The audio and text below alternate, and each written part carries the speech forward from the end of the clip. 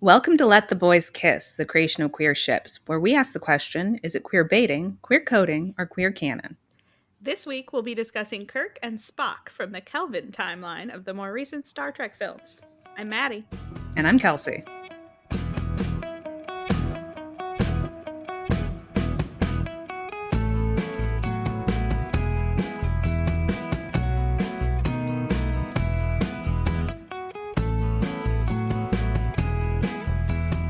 Star Trek! Yay! So exciting. We love Star Trek. Isn't this exciting? You love it. Yeah. This is going to be an interesting one, folks. I'm pretty excited about it. You gave a little bit of a heads up at the end of the last episode, but I did. there are going to be some thoughts in this one. We are Yes. talking about the three, as I said, more recent Star Trek movies. So 2009's Star Trek, and then Star Trek Into Darkness and Star Trek Beyond. Tell me, if for people who haven't listened to our Kirk Spock episode, which you should probably go back and listen to our Kirk Spock episode, a brief history of your Star Trek past. So I'm a big fan of the original series and Next Gen and the original series films to an extent. Mm-hmm. But I watched Star Trek as it aired throughout the 90s, up until the first season of Enterprise, and then I tapped right out. And I will say the more recent Star Trek has not appealed to me personally, Mm-hmm. but that's fine. That's fine. Everything doesn't have to appeal to you personally, but you are a lover of the original series. You're a Kirk Spock fan, so Yes. there are thoughts to this new Kirk and Spock. For myself, which also we talked about in that episode, so go listen to it, guys. Mhm. I had never watched any Star Trek original series before we did that episode. So when I first watched Star Trek from 2009, I had seen zero Star Trek. So I can provide the lay person's opinion about these movies. I don't remember. I watched Into Darkness when it came out. I didn't watch Beyond until we did this. I think that's the case for you as well. True. And yeah, I'm very curious to hear if your perspective has shifted at all now that you've seen some original Star Trek, or if it has enriched your thoughts about these new films. I mean, I will say it has enriched my thoughts, but I don't know if it has changed my opinion. We'll figure that out Okay. as we go along. So, how are we going to structure this episode? I think it's going to be very slightly different from our usual methodology. It was funny. I was thinking about the last time we touched on a J.J. Abrams picture, which of course was our second episode, the Finn Poe Star Wars episode. It's And been I a think minute. we made a concerted effort for you to rein me in terms of my feelings about those films. Mm-hmm. And I think you are going to do a little less reining in this time. We're going to be a little We're bit gonna more. let her loose, We're going to be a guys. little bit more freeform. Hey guys, if I had to rewatch these fucking movies, you're going to hear about it. Okay. So what we're going to do is I have some opening thoughts, and then we're going to go through each of the films and talk about what happened in the film to give us a sense what's there with Kirk and Spock, and then any other sort of interesting gender or queer stuff that is or maybe isn't happening in each individual film. Mm-hmm. And then we'll do a little bit of a wrap up of how we feel about the nature of the Kirk Spock relationship through these movies, and then get into the rest of our sort of normal outline of, what are the creators saying, how the fans and creators interact. That's We'll going talk to about a kind little of bit of be fic, as we always do. the structure of this episode. So, Mm-hmm. if you love these movies, This episode might not be for you, yeah, honestly. you might have a bad time. I don't know. But I had a bad time watching these movies. So turnabout is fair play, I think. And we should say, people have asked us to do this. Yes. We are not just doing this to torture Kelsey. We are responding to requests. And to be fair, I did agree to do this. Yes, we didn't have to do it. No. And I yet, did agree. here we are. Before we get to each movie, do you have opening thoughts? I do. So my process of rewatching these films was difficult. I was having a hard time. I will say I rewatched the first one with our friend Pretraj because we were just on a call one day and she sat with me and virtually held my hand through it, which was very kind of her because she doesn't, I think, care for these movies either. So it's just a nice moment between friends.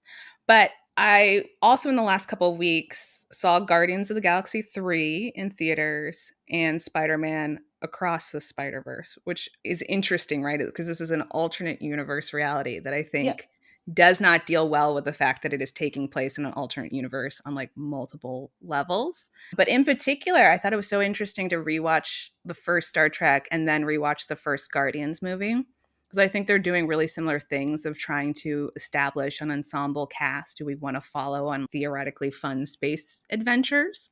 We talked about Guardians 1 on our other podcast, right? In the, what year would that have been? 2014, probably, in one of our big tourney years over there. And one of the things we said was one thing that James Gunn does so well in those films is he sort of multitasks with his scenes. So like a scene will be a fun action scene and it'll move character forward and it'll move plot forward.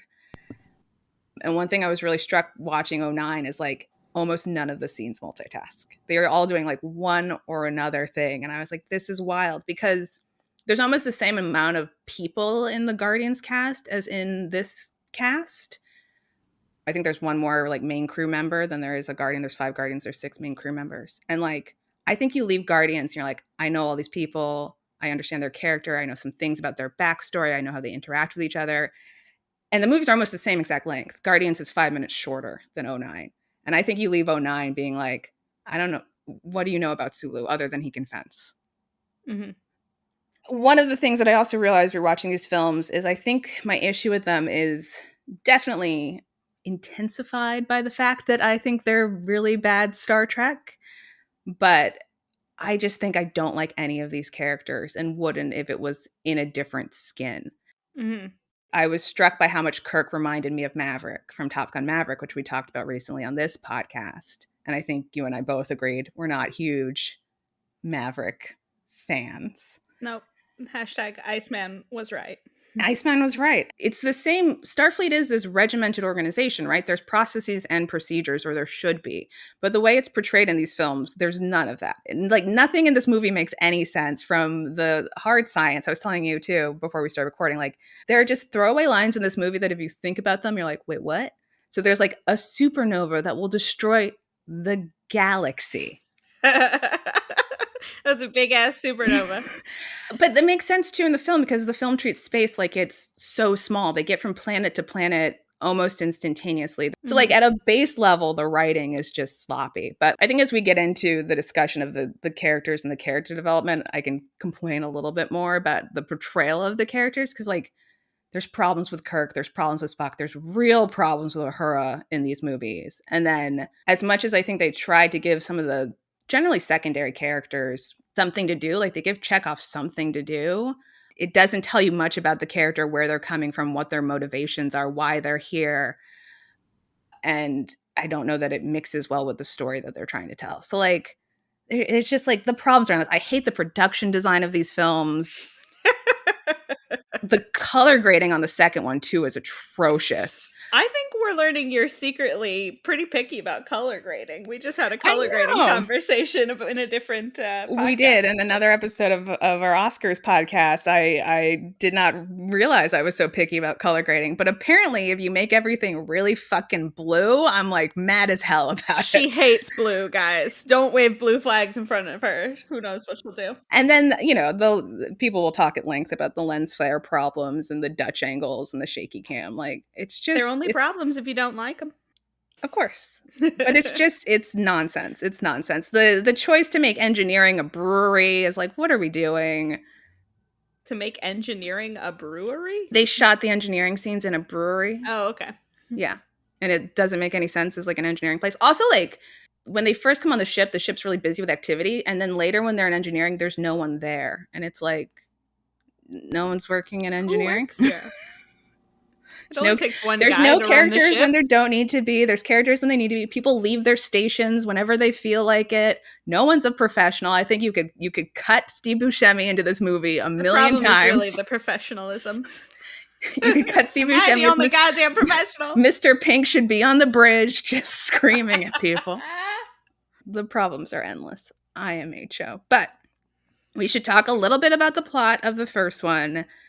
And then Spock and Kirk, and I can get more into my specific complaints with their characterization.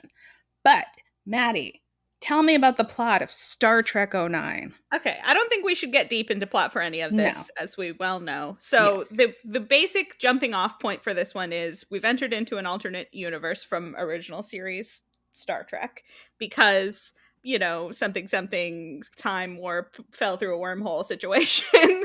And so there was conflict involving original version of Spock Mm-hmm. that spills into this alternate universe of Spock and makes various things happen. So Kirk's father, who was a captain of a starship, ends up dying when he wouldn't have died in the original series in an effort to save all of the members of his ship, including his wife, who is in the process of giving birth to Kirk at the beginning of the movie. So the two of them make it off. His father is dead. He grows up really angsty without his dad. And eventually, when he gets to be a young man, Admiral Pike, who knew his father, finds him and is like, I think you have a lot of promise. I like that you're kind of a wild card, basically. And I think you should join Starfleet.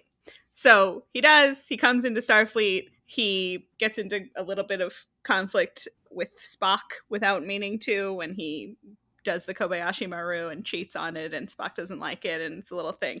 But as all of that's happening, new event. All of the cadets of Starfleet have to jump into the new ships and head out to investigate this unknown issue that Kirk realizes reminds him a lot of what happened to his father's ship.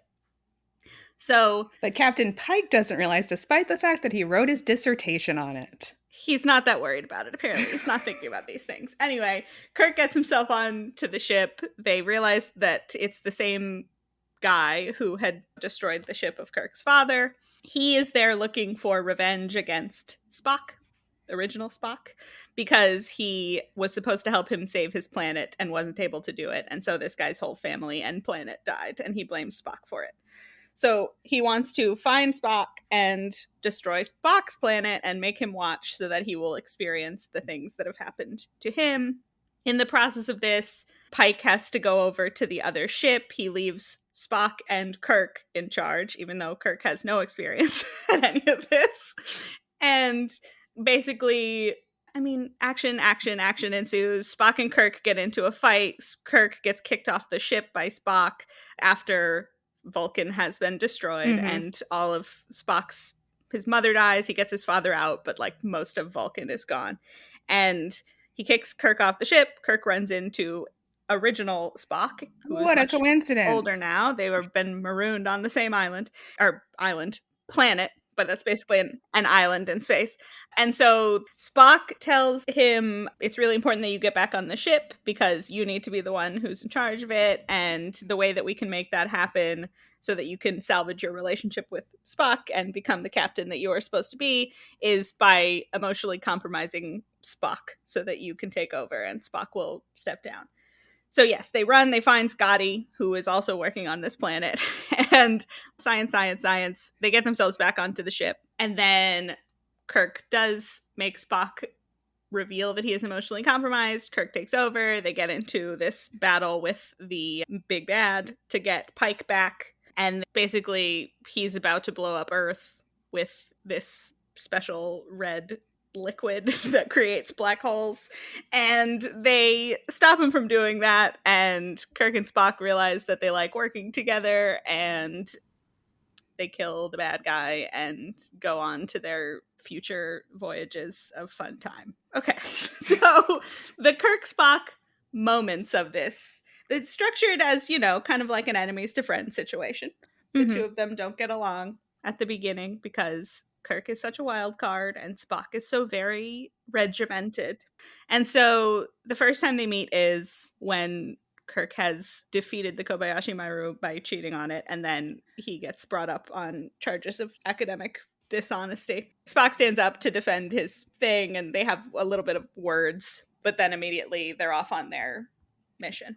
Yeah, so they get a distress signal from Vulcan, and then everyone has to be assigned to ships because most of the fleet is away, and I don't know where the rest of their staff is. Mm-hmm. And so I think the scene where they're being assigned to ships, again, is this very fascinating example of how poor the writing in this movie is, and also is where the problems with her start to crop up. Because Kirk wasn't assigned to a ship because he was on academic probation, right? Yep. And Bones ends up feeling bad about it and is like, I'll take you with me. What is he going to do? He hasn't been assigned a duty. This isn't like me and my friends are going on a space trip, right? This is an organization where you have a job. He's just going to loiter around the ship during a crisis. And they don't know yet that he has particular information that would be important to this mission, right? So that comes later.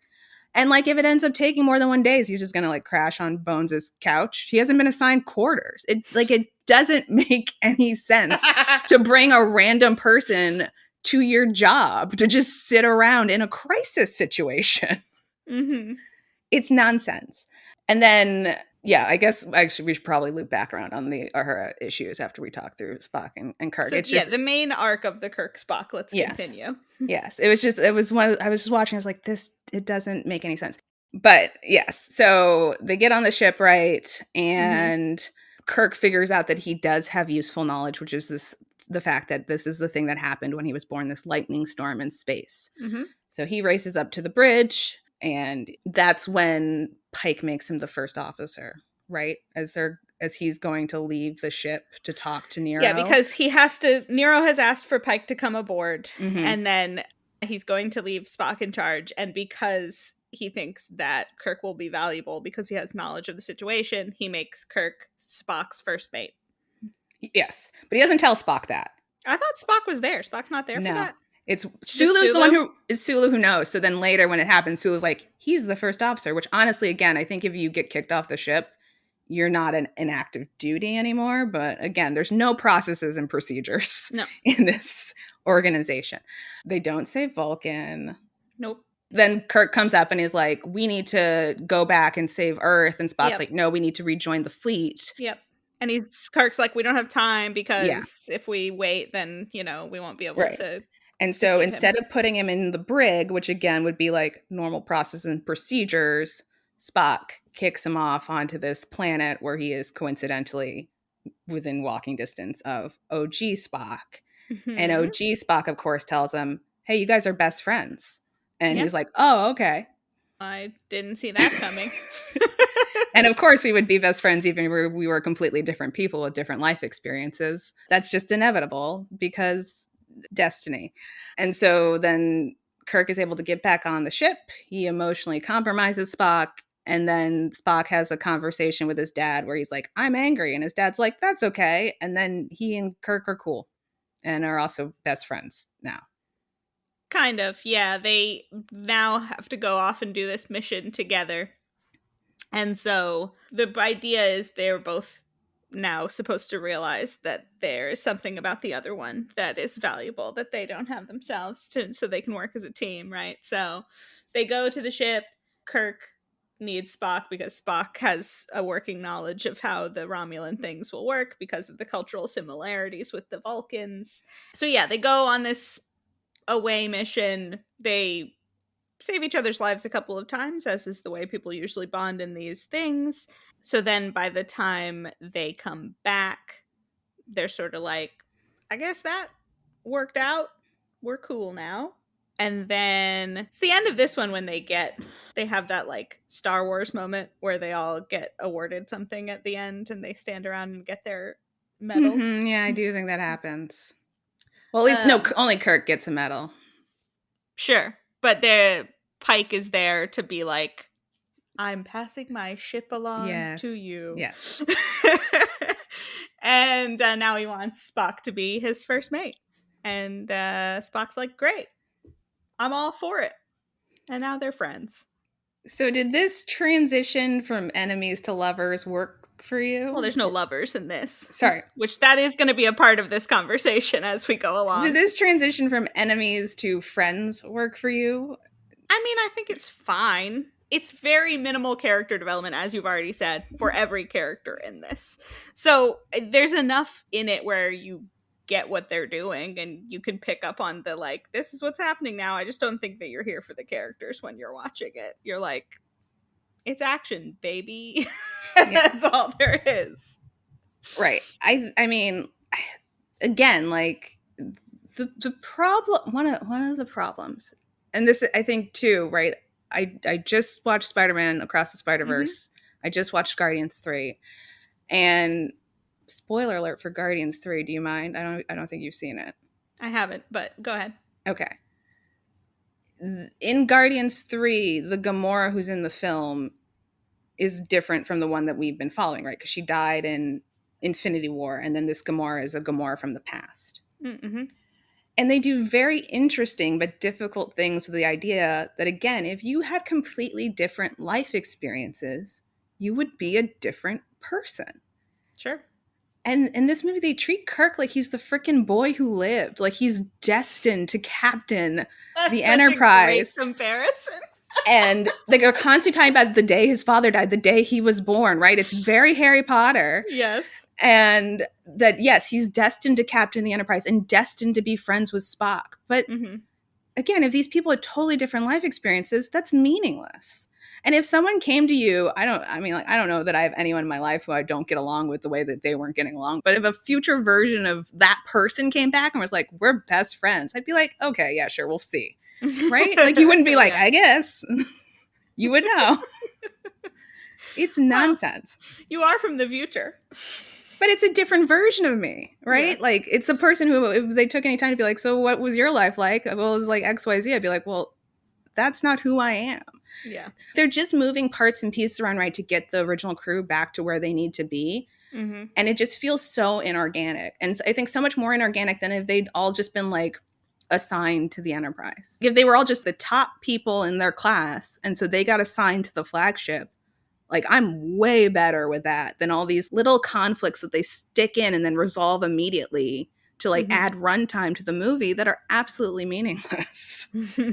But yeah, Kirk overall, like I said, is a problem. He's like, if Maverick were also Harry Potter, and I'm like, neither of these are of interest to me. If Maverick were also Harry Potter. I think we'll talk about it because they get here eventually, right? But like, the thing with Kirk is he's not a genius. Right? Pike says to Kirk, like, oh, your aptitude tests are also the score. You're the only genius in Iowa or whatever. He's just really competent. You're the only genius in Iowa. He says something like that. But they make Kirk a genius. They make Chekhov a boy genius, which kind of ends up nerfing Spock, honestly, because that's sort of his role. There's a part where Spock asks Chekhov how quickly the black hole will consume Vulcan. It's like he would never need to ask someone else that. He's doing the calculations. Well, I know that it's your role to do the complaining and my role to listen to the complaining. No, please. But if you can join me on this complaint train, I will. I will never be as fully on board of the complaint train. I just feel like for all of it, and we'll get to this, Spock doesn't have anything going on. Like, Spock, he normally would have a job. He doesn't seem to have a job. You're like, what's Spock's thing? Because you're like, Chekhov, sure, is the boy genius thing. Yes. And then I guess Sulu's thing is he's kind of a badass pilot guy. Sure. But Spock, other than like being uptight, doesn't even seem to have a role on the ship. And again, this Spock too, they give lip service to what it means to be Vulcan, but we never don't see him give in to strong emotions. He always does. That's true. So it's meaningless. He's basically a human man who's like, I don't feel emotions. I'm a rational person. Yeah. And you're like, sure, buddy. Anger's an emotion, bro. Yeah. But yeah, I just think so much of the pivot of their relationship is future Spock being like, you two are so important to each other. And it's like, that's not the basis of a relationship. That's tell, not show, in like the worst way. But anyway, that's Kirk and Spock, unless you have anything else to say about their relationship in this one. No. I mentioned before that I want to talk a little bit about Uhura. Feel free. If we live in a world, which we do, where there's this long history of Kirk-Spock shipping. Yep. How are we supposed to see her as anything other than a no-homo lady when also her only role in the film is to be like, Spock, are you okay? Spock, I left my station to check on you. How are you feeling emotionally? Well, occasionally Spock. She knows a language thing. To me, sure. I feel like I know more what Uhura is there for than Spock. That's fair.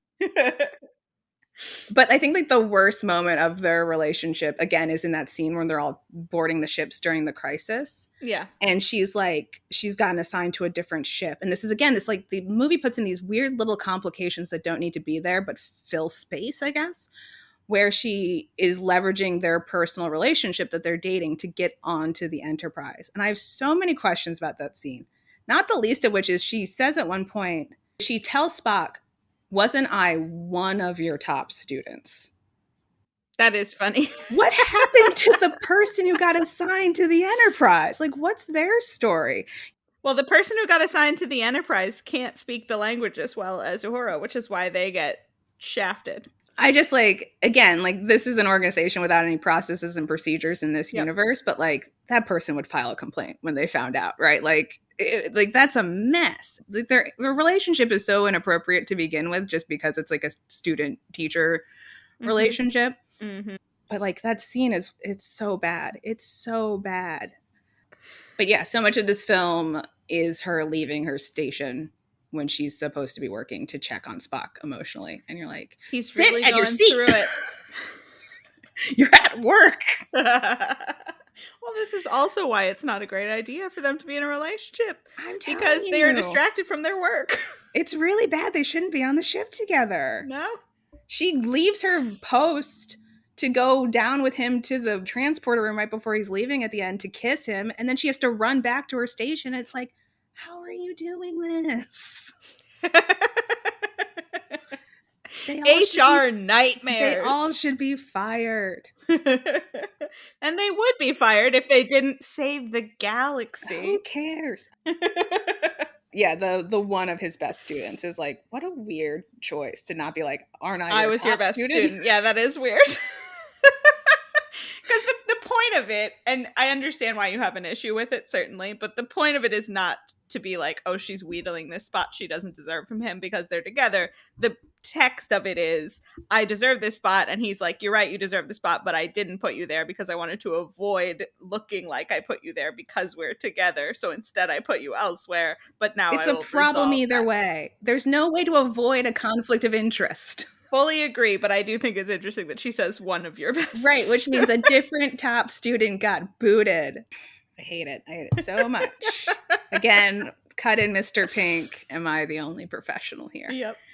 But I do think the main issue with what's going on with Uhura in these is that she is so very clearly a no homo lady. Yes. Which is a bummer. Right. Similarly, I don't understand why she's in love with him, because he sucks. Well, he just doesn't have much going on. That's what I'm saying. He sucks. Why is she in love with him to the point that she's just mooning around? I don't know. I don't know the answer to that question. Weird. I don't know why. All right. Time to move along to Into Darkness. Khan. Okay, you did the summary of Star Trek 09. Should I do Into Darkness? Sure. Okay, Star Trek Into Darkness starts off with our crew still being in charge of the flagship. It starts with them on an away mission, which is nonsensical. For some reason, the Enterprise is underwater instead of in orbit, and Spock is going to die, so he's trying to set off this cold fusion device. Kirk goes out of his way to save him. They quote-unquote break the Prime Directive trying to save Spock, despite the fact the entire mission has broken the Prime Directive. So it doesn't make any sense. Anyway, they get back to Earth. Pike demotes Kirk because Spock put into his report the truth. And Kirk is like, how dare you? What a betrayal for you to tell the truth about my rule breaking. I hate you now. And Spock's got assigned to a different ship. But then in the next scene, like all the conflict in these movies, Pike is like, I'll make you my first officer. Don't worry about it. We're best friends again. I love you like a son. And Kirk's like, I guess I love you like a son too, even though I don't know that was well established in the previous movies. Like a father, presumably. Who cares? You would love him like a son. I don't know. Maybe. It's a very complicated relationship. Like a brother, like an uncle, like a cousin. Anyway, they go to some briefing because someone's broken into an archive, and Pike gets killed by John Harrison, the person who broke into the archive, a mysterious figure. Who looks a lot like Benedict Cumberbatch. He truly does. And Kirk is, of course, heartbroken that his mentor, Pike, has been killed.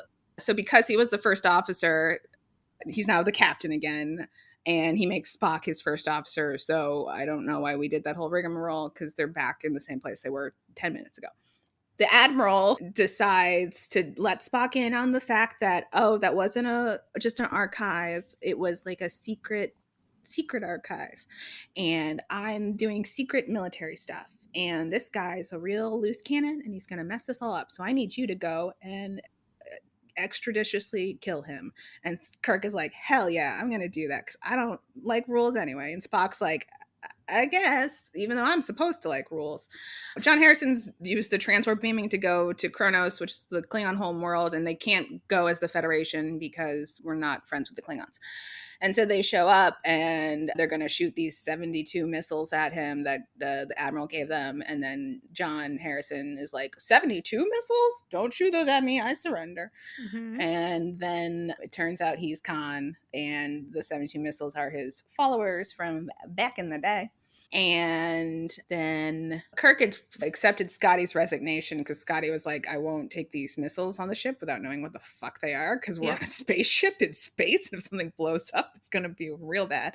Yep. And so Scotty's on Earth. Kirk has told him, go investigate this thing that John Harrison told me about. And so Scotty does. And it turns out there's a big old ship that John Harrison designed for the Admiral who wants to start a war with the Klingons.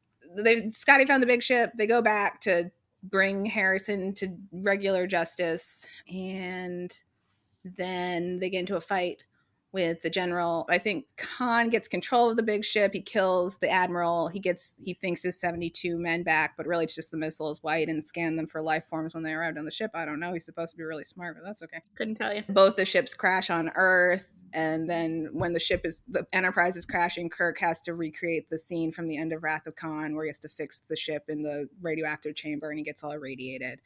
And then again, instead of it being a sad moment, it's a moment for anger. It's a sad moment in the moment. Spock immediately then turns to anger, though, and he goes, Khan, which is not when that happens in Wrath of Khan either. And because Khan's already dead at that point. And then he goes to have a foot chase with Khan on the street to catch him, to kill him, I guess. I don't know. And then McCoy, who earlier had taken Khan's blood for reasons, has decided. Obsessed with how shoehorned in the scene is when they're about to go on to the mission. And he's like, what are you doing with that tribble? For some reason, he has injected a human's blood into a dead animal. And he's discovered that Khan's blood revives people. So he's like, Spock, don't kill him. I need his blood. Now, could they have tried to use the blood of one of the other 72 superhumans who they already had on the ship? Who's to say? Unclear. We didn't try. So he, again, no conflict in this movie isn't resolved. Seconds later, he brings Kirk back to life. They refreeze Khan. And they're like, ooh, isn't war bad? Totally. And you're like, okay. And that's the movie. Did I miss anything? Movie. I don't think so. Thanks. So, for Kirk Spock moments, there is a little bit of a structure going on here. So, on their first mission, Kirk disobeys the regulations to save Spock. And despite the fact that the entire mission disobeys the regulations. Totally agree. But in the text of what is going on, Spock is like, they can't come save me because it would be against the rules. And Kirk is like, of course I'm going to go save him because I'm Kirk and I don't care about the rules. I will say it's very funny the pose Spock makes when he's about to die by lava. Yeah, totally. He just spreads his arms out like, take me. Take me, lava. So in the beginning, there's this moment where Kirk is deciding that, like, hell with the rules, let's go save Spock. And he says to Bones, if Spock were here and I were there, what would he do? And Bones says he'd let you die. And so they're setting up this thing of probably later there's going to be a situation where Spock is going to have the option to save Kirk or let him die or blah, blah, blah, all of that. So there's the running thing throughout of Spock's mad that he broke the regulations. Even leaving aside again that the entire mission broke the regulations. Was breaking the regulations. Whatever. And so Kirk is really upset that Spock doesn't understand why he would come back to them because he thinks that they're really good friends. And he's like, of course I would come back to save you. You're my friend. Why don't you understand that that's why I came back to save you? So that gets brought up. And there's a time when he's like, do you understand why I went back for you? And he says to Spock, the truth is I'm gonna miss you, because they're going to be separated because they're in trouble, obviously. Why is he gonna miss him? Because they're friends, Kelsey, and we know that from the first one. Okay. They don't seem to get along at all. Well, they are. It seems like they've been functioning since they're on missions together. I'm just saying supposedly in there's the off no scenes of them chance. getting along. At the end of the first one, they're sort of like, guess we're friends now. Like, that's them getting along. I guess. I'm just trying to list things that have Mhm. anything to do with Kirk and Spock. When the new science officer comes on board, who turns out to be the daughter of the admiral, there's a little bit of weirdness of Spock being like, why would you request a new science officer, Kirk? And Kirk doesn't know that he's done that because he hasn't. Which, by the way, is kind of the only time they talk about the fact that Spock is supposed to be a science officer in any of these. That is the first time they mention, like, this is my actual job on the ship. Yes. Spock is having a little bit of a conflict with Uhura through the course of this one, and because she's mad that he didn't consider her feelings when he decided to just stay there and die on the planet. Point And of order. In the previous movie, he was going to quit Starfleet, and it seemed like he didn't talk to her about that either, but neither here nor there. Point of order. Again, he's a really bad boyfriend. It's true. He's not a good boyfriend. So then there's like some bonding between Kirk and Uhura about how annoying Spock can be. And he's like, sometimes I just want to rip the bangs off his head. She's like, yeah, basically. I feel that. And you're like, if you're so annoyed by him, why are you dating? But unclear. Yeah. Then there is, to get into the more specifics of people expressing their complaints about the mission. So Scotty doesn't want to bring the things on board and he offers his resignation, and Kirk accepts his resignation, which is pretty fucked up because Scotty's our friend too. But then Spock, who also has been expressing his dislike for this plan because they're just gonna go shoot a guy from orbit basically and murder him on just a different people's home world. Yeah, it's against all of the rules of what Starfleet is supposed to be all about. So he's been saying, like, we can't do this, it's not a good idea. So Kirk has accepted Scotty's resignation. Then when it becomes time to announce to the ship what our mission is and what we're actually going to do here, he does look over from his seat and see Spock's disapproving eyes and changes his mind entirely about what they're going to do. And he announces that instead of going and just murdering this guy, they're going to send down a search party and capture him to take him back to face justice on the home world. So there is that little bit of like, oh, Spock's mad at me, I can't do it thing. What else happens with the two of them? I don't know. I mean, they're supposed to be bonding. Well, the main Kirk Spock thing of this is obviously the glass between us. The recreation of Wrath of Khan, yeah. So that is their most on the nose, like, we are bonded scene in any of the three movies. Mm-hmm. So there's like, this is their dialogue in that. You used what he wanted against him. That's a nice move. It is what you would have done. And this is what you would have done. It was only logical. And he says, I'm scared, Spock. That's an emotion. Help me not be. How do you choose not to feel? And Spock says, I do not know. Right now I am failing. And Kirk says, I want you to know why I couldn't let you die, why I went back for you. And Spock says, because you are my friend. And then he cries a little bit and they touch hands through the glass. So that's definitely the most Kirk Spocky bit of any of these four things. But then you are right. As soon as Kirk is like maybe dead, then Spock switches right to anger and we get on with the mission. And then when Kirk's fine again and they've revived him, Spock's there waiting for him. I guess for the last 2 weeks, he's just been hanging out in Kirk's room for him to wake up. So that's a little bit very Samwise Gamgee. Kirk Spocky, yes, very much so. That's like the main Kirk and Spock beats of it. Mm-hmm. What else do you want to say about this film? I mean, broadly, right? Like, the relationship still isn't working for me because, again, like, these movies are very fast paced, and I think that creates a number of problems. One, again, like, they make space so small. People travel instantaneously, whether it's transport beaming or by ship. The story time is so constrained, which is nonsense because, like, space was like real big. It's like it's infinite, really. It's like really, really big. Like, it's pretty big.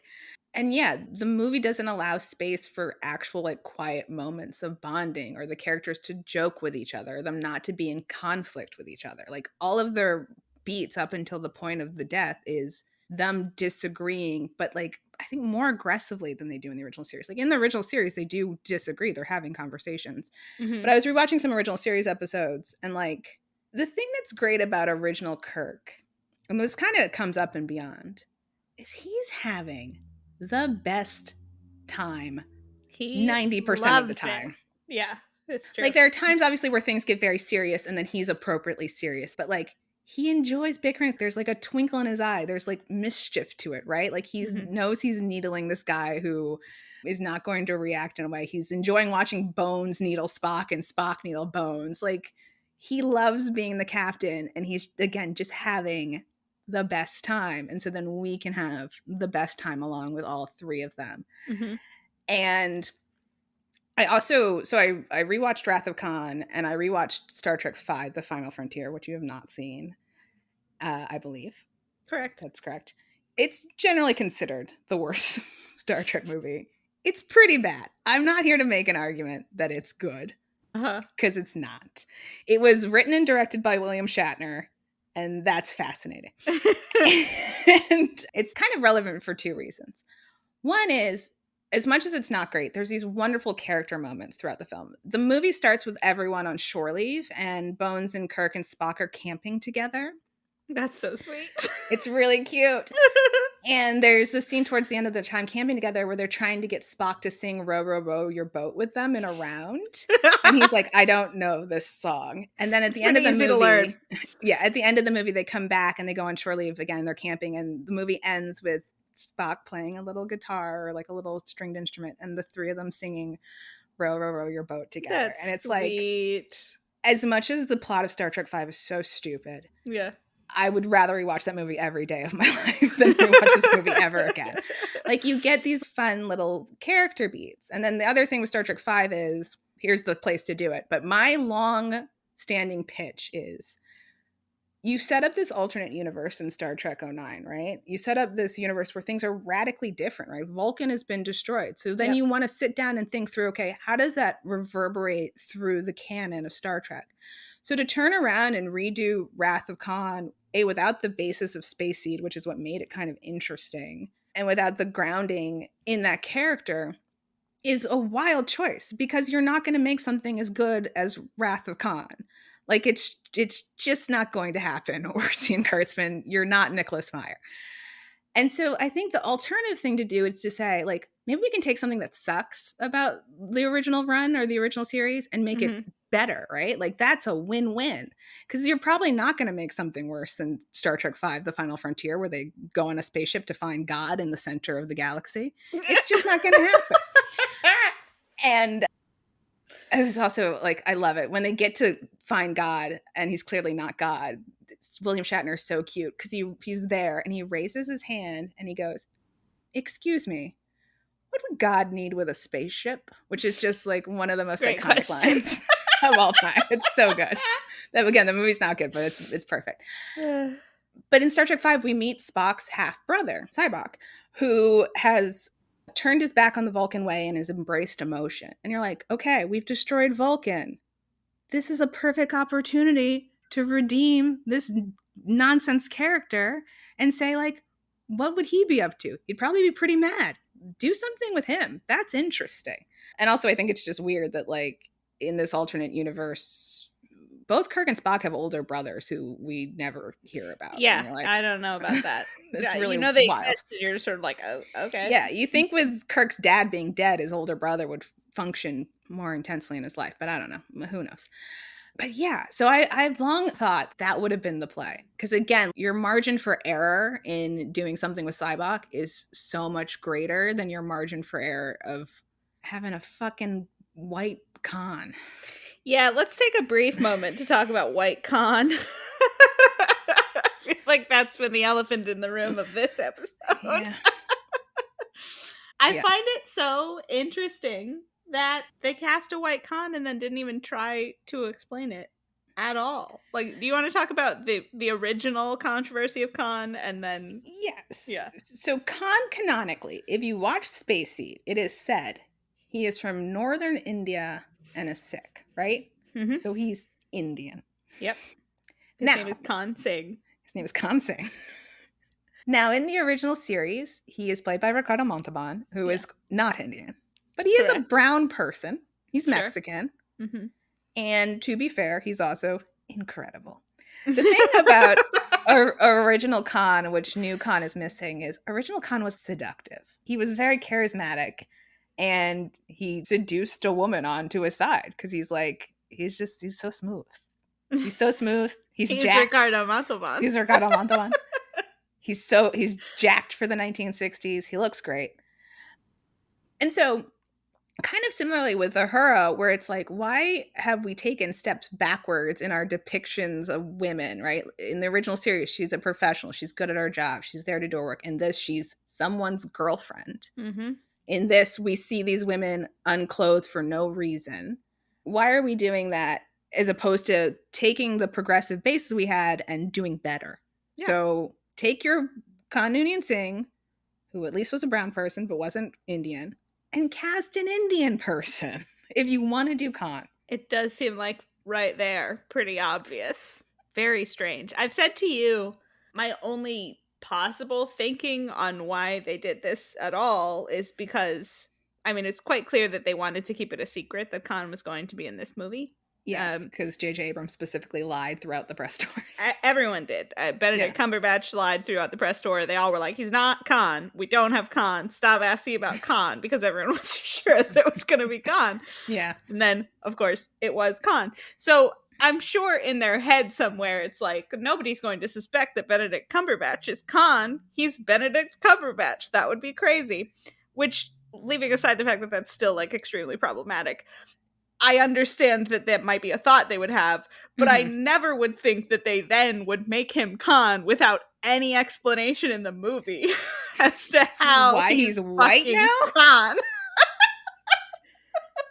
It doesn't make any sense. What are we doing? Explain it away somehow. As I said to you, like, his consciousness has been transferred into another body or something. It's sci-fi. Make some shit up. I don't know. It's wild. It's really bad. It's wild and it's really bad.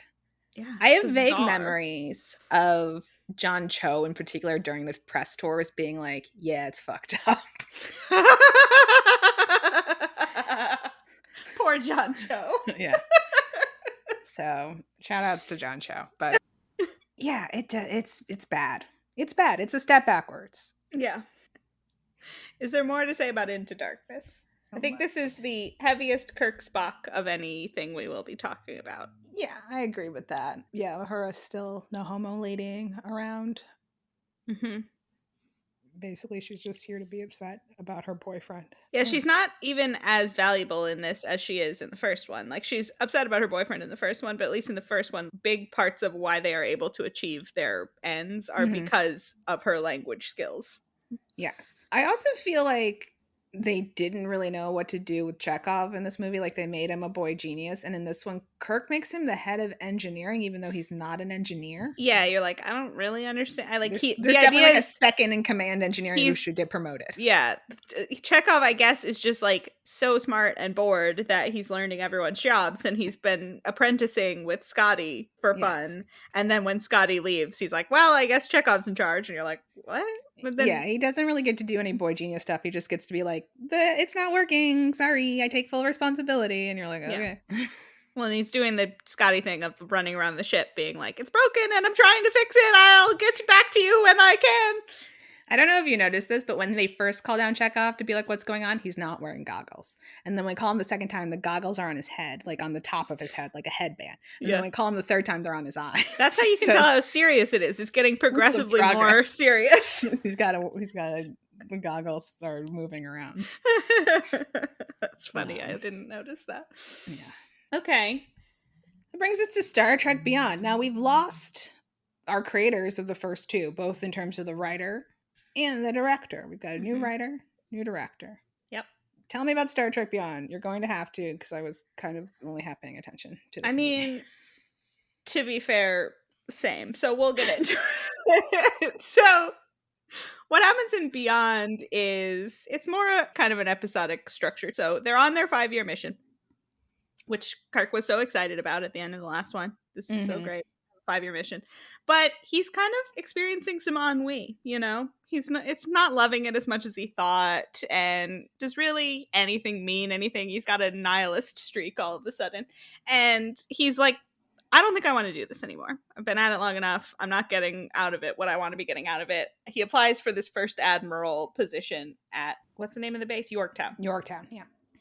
So there's this deep space base called Yorktown where millions of people who are inside, Beings. beings live. And so I guess, I don't know why he thinks that will be better for him, because he doesn't like being stationary anyway, but he needs to shake things up. So he decides to do that. And meanwhile, at the beginning, Spock gets news that Admiral Spock Prime, has died. And so that also sends him into like an existential dilemma of, I guess I need to go to New Vulcan to fulfill Spock's, job, because somebody needs to contribute. Yes, Kelsey? I have a very unrelated question. Okay. If you came back from the future, Me specifically. Okay. yeah, you're old, Yeah. and your old self comes back from the future, and you're hanging out with yourself, and your old self died. Mhm. Do you think you'd feel anything about that? Or you'd just be like, I guess this is how long I'm gonna live? Or like, what do you think emotionally that would feel like? It is an interesting question. I mean, you're gonna die someday, but I guess that does make your mortality like very real to you, to be experiencing it in your Yeah. timeline.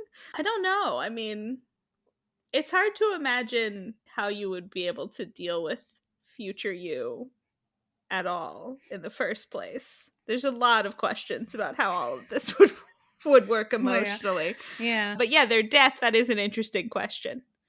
Because I guess all of that would be considered, right? I guess that's how long I live is a part of what you would be But experiencing. also, like, maybe again, like totally different life experiences. That Spock did die, and then he got regenerated on the Genesis planet, so that's not going to happen. Mm-hmm. And like, I don't know, maybe his life has been more or less stressful. Who knows? Who's to say? It might be meaningless. You could get blown up anytime too, because you're on a spaceship. And we know we're in an alternate universe, so like his death doesn't necessarily mean that's when I will die. Yeah. Right. For him, I mean, he's sad. He's like sad about it. I just don't know if I'd be sad about it. Yeah, I don't know. I can't guarantee how I would feel about it. Yeah. But for the plot of this movie, he's kind of sad about it, but also there's this practical issue where at the end of the first one, Spock feels like he should resign because now there are only 10,000 Vulcans and they probably need his help to rebuild Vulcan. And Ambassador Spock is like, you don't have to worry about it because there are two of you. So I can go do that and you can do your thing. And so now that there are not two of him, I guess this becomes another question of like, am I providing enough value in this job at Starfleet to outweigh my duty to go help my people? Yes. So he's dealing with this question. So at the beginning of the movie, they've each been presented with these things.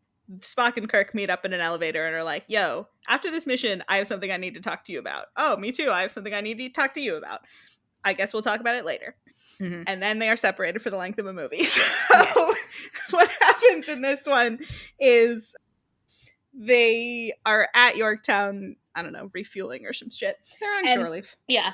And we meet briefly Sulu's husband and daughter. We'll talk about it. That's a thing to talk about later. Anyway, a threat arises because this woman shows up who is in an escape pod, I guess. How did they find her? Yeah, she escape podded over there. Yeah. She is like, I was on this ship with all of my people. We were attacked by this guy. Yeah, something. I don't know what. We were attacked. But I need you to send people out to this planet to try to get back at whoever attacked me and my people. And so, of course, they send the Enterprise, because what else would you send? And they get there to this planet, and they run into this weird fucking thing that's kind of like a storm of bees in space. That's how they end up talking about it. It's like a hive of little spaceships that operate separately and attack them, and they basically fuck them right up. The Enterprise is no match for this. No. And so the ship goes down. They escape pod out. The ship goes down onto this planet, and they're all marooned. So luckily, pretty much everyone made it out of the ship, but they've been separated into little units. Yeah, well, and most of the escape pods got kidnapped. So most of the Enterprise crew has all been kidnapped. And then we have various groups. So we have Bones and Spock, who are together on this planet. And we have Kirk and Chekhov and Lady, the woman, new lady, who is the one who wanted them to come on this mission in the first place. And so they're kind of wandering around trying to find each other. They need to... No, the alien lady with Scotty isn't the one who wanted them to come on the mission. No, I'm not talking about... I didn't even get to Scotty. So Oh, Scotty runs into a new alien lady and they become friends. That's another My group. bad. But the first lady is the person who was attacked, who was like, we need to go on this mission. With Kirk and Chekhov. She's with Kirk and Chekhov. Yes. And so they're all trying to find each other. Their communication systems are down. It's all fucked up. Spock has been injured. And luckily he's with the doctor because he gets impaled. And then Bones, is able to save him enough so that they can keep moving. Scotty is working with this woman who has found an old Federation ship on the planet, and she's trying to fix it up so she can get the hell out of there. And then, yes, we have Kirk and Chekhov who find out that the woman was not actually in need of rescue. She was there to lure them to this planet because there's something that... What's his name? Krull is the villain. Yeah. Basically, there's this piece of machinery that had been talked about at the beginning of it. They didn't know what it was for, but it turns out it's very valuable and Krull wants it. So she is a traitor. They find out. Battle ensues. So our various groups of people end up connecting with each other, but they need to go rescue the rest of the Enterprise because Uhura and all the rest of the people are there. We learn from our new alien friend that it's like a really, really horrible place and Krull is super evil and you probably don't want to go there because it really sucks. And they're like, well, we've got to go there because it's our people. And so they come up with a plan and they rescue the people.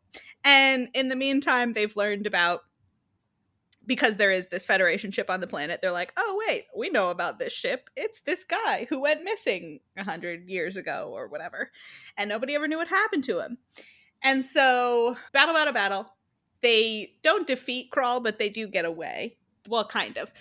They get away enough that Krull is able to go off on his mission, which they find out is to destroy the Yorktown, which is where all of the millions of people live. And so they're chasing him in their own shoddy ship. Yes. And while all of this is going down, revelation, it turns out that Krull is actually the old captain who went down with the ship 100 years ago. Oh my god. Crazy news, right? And he somehow turned into this thing that doesn't look at all like a human. And you're like, it doesn't look like Idris Elba at all. Did this happen to you? Luckily, we do reveal that it is Idris Elba under there because we love Idris Elba. Sure. And so... This felt like an intentional reference to Guardians of the Galaxy to me, the way that they resolve the issue of the B ships. The B ships. So they do... it's less Guardians than it is Mars Attacks. Well, okay, yes, I fucking love that as a reference. You're right. So anyway, what has happened is earlier into the movie, we find out that the alien girl likes music and she found music on the ship and she's been playing it. And so they realize when they're trying to defeat the bee thing attacking Yorktown that there must be some sort of telepathic communication going on with this swarm of things so that they can all act together as a swarm. And so if they can disrupt that by broadcasting a very distracting frequency, they will be able to stop the ships from functioning. And they realize that they can broadcast music, which is very distracting for beings of the future. And so then, there is this final battle thing where it is a lot like Mars Attacks. Where they play the music and it makes the things go like haywire and blow up and run into each other. And so, they win. They kill all of them, but they haven't yet killed Krull. And Krull's whole thing is he wants to get to the weapon that they have found is this crazy bioweapon. And so if he could get to the air duct system of Yorktown, which obviously relies heavily on the circulation of air since they're a space station, and put this weapon in there, then it will kill everyone on board. And so then there's a final secondary battle with Kirk and Krull, who now looks more like Idris Elba. Yeah, I wasn't clear why his face started becoming more humanoid. Unclear. Okay. And... Well, okay, he is doing a thing that is supposed to be making him live longer, where he's basically stealing the life force of living beings. And it does some sort of weird physical thing to him when he does it. And you see. Oh, because he's been stealing some life force from humans? That's Maybe. making him look Oh, more you know, that human? might be it. Maybe it makes Okay. him look more like the things he's stealing the life force from. Yeah. We've just solved the issue. When he's stealing the life force from those two people who are hanging upside down, it's really goofy. It's so goofy. Well, because it does that thing that's like a cartoon thing where his face starts switching, like he's being electrocuted, and you see his skull basically. Yeah. And the people are like, they're just vibrating, and you're like, there's this thing that happens, right, where actors are like, I just had to trust that the director would make it look good in the end. I really put my all in, and you're like, ooh, Justin Lin did not make this look good. It's so silly. So anyway, they have their face off. Surprise, surprise, they win. Not everyone on the space station is killed. And so then through the course of this, I guess each of them, Kirk and Spock, have reevaluated their ideas about what they want for themselves and decided that they do want to stay working on the Enterprise. And so at the end, they have this moment where it's like, oh yeah, didn't you want to talk to me about a thing? And they just sort of leave it unspoken because I guess they've come back around to where they began anyway. So at the end, Kirk's finally like, I heard about Ambassador Spock. Is that what you wanted to talk to me about on the turbo lift? And Spock's like, more or less. And he says, I trust your meeting with Commodore Paris went well, which is when he was being offered the first admiral job or whatever. And he says, more or less. And then they just sort of like stare into space together, deciding that they're still going to the whole crew gets together just to look out at space with each other. Yeah. Okay. Okay. But that's the end. So that's beyond. We can talk about the brief Kirk Spock bits of this, but we should mention that this is much more of a Bones Spock movie. Yes, there's a surprising amount of Bones / Spock material in this film. Because as you said, they split up Kirk and Spock for like the whole movie. So there's just not a lot going on there. And then to be fair, thankfully, they split up Uhura and Spock for most of the movie. Yes. So we don't have to deal with that.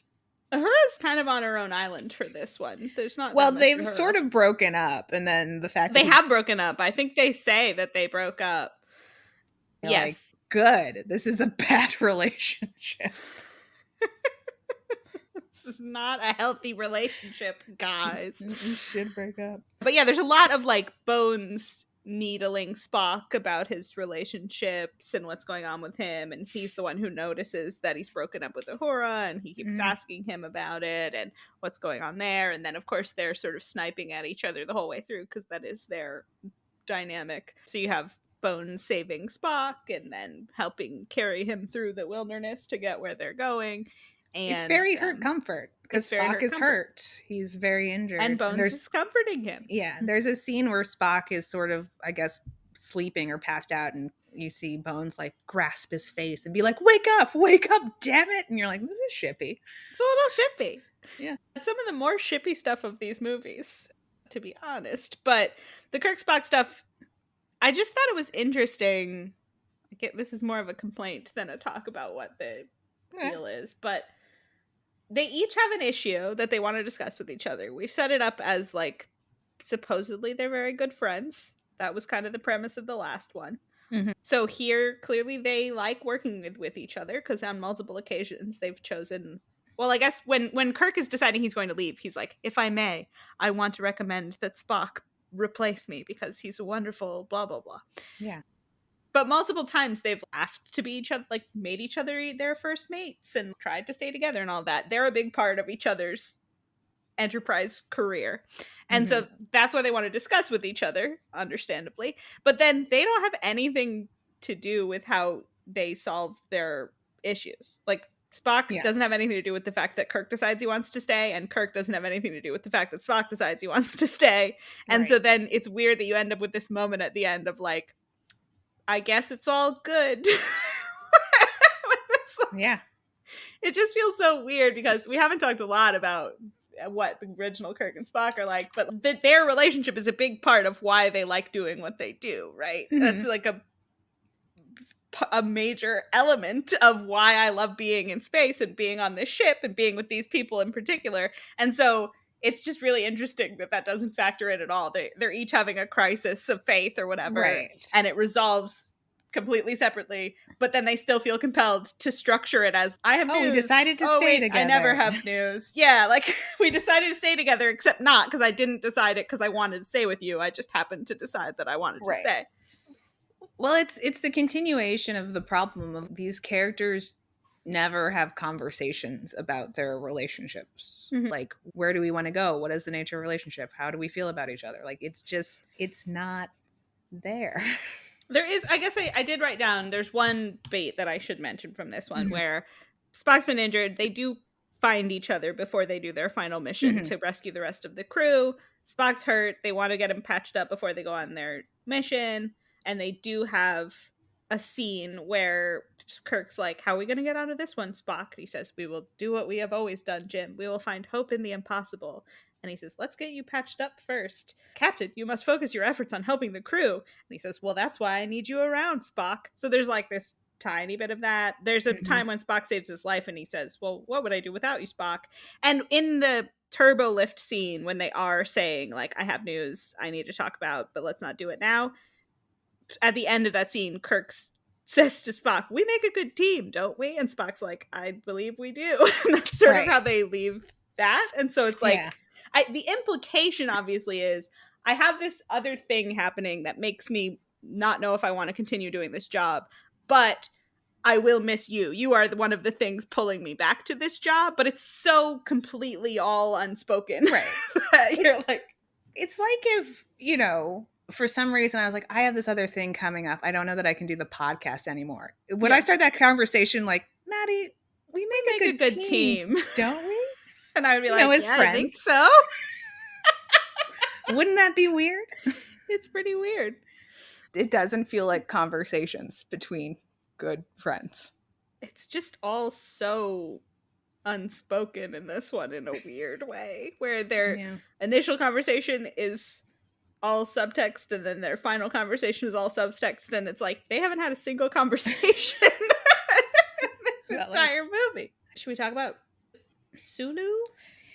Yeah, so we came into this movie, I think, knowing that they were going to make Sulu canonically gay, which is good. Yeah. We're not opposed to we like gay characters, clearly. Canonically gay characters. That's what we're doing here. Yep. So the way that they do this is the movie starts with Kirk doing this voiceover where he's like, I'm not happy. And you're like, okay. And then they show on Sulu's little con that he has a picture of a little girl who I think you can successfully assume is his daughter, yes. And then when they go on shore leave, they show Sulu greeting his daughter, hugging her, picking her up, giving her a kiss. And then he and a man put their arms around each other and sort of gently rub each other's backs. And that's what's in this movie.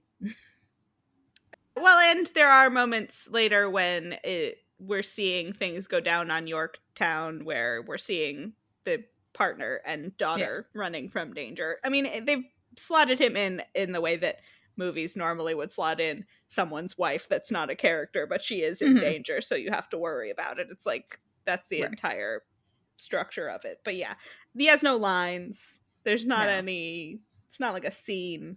No. You just are like, oh, there's his husband. Okay. And as I told you, my note when they greet each other after shore leave was, show Sulu kissing his partner, you cowards. Absolutely. Couldn't agree more. We want makeouts. It doesn't even have to be a makeout. It could be a light peck hello. A light peck hello would be entirely I've been away on a 5-year mission and you've been raising our child by yourself. Why I agreed to go on this 5-year mission when we have a young child, I don't know. It's pretty fucked up. I did. People are just leaving kids behind all the time in this series. Because similarly, I realized because Kirk has an older brother who is not on the ship with his parents when he's born, I guess George Jr. is just on planet, not with his parents. I guess. But then, I mean, when Kirk is young, his mother is also off planet and she's left him with his stepfather that he hates too. So that's a root of angst. People are just leaving kids everywhere. It's not good. Not great. Not good. So yeah, that's the extent of canon gay Sulu in the film, I Yes. believe. So it's not much. Underwhelming. It's about what you expect when people say, we're going to have the first canonically gay character in our thing. And you're like, are you now? This is what you're going to get. Yeah, showing two men rubbing each other's lower backs is like, okay. All right. Guess so. But yeah, I mean, that's Beyond. Is there more to say about Beyond?